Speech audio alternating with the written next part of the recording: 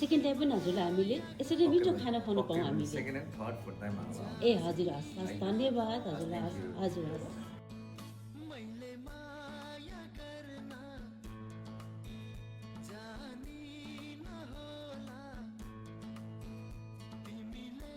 नमस्कार हजुरलाई हाम्रो भान्साघरको अल टिमबाट चाहिँ हजुरलाई हाम्रो भान्साघरमा वेलकम स्वागत छ हजुरलाई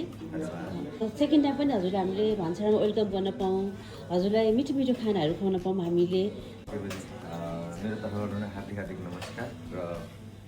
पहिलोपटक यो आबुधाबीमा आउने अवसर मिल्यो कार्यक्रमको सिलसिलामा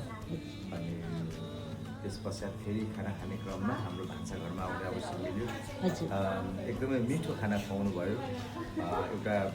पारिवारिक एउटा माहौलमा त्यसको लागि एकदमै धेरै हजुरलाई धेरै धन्यवाद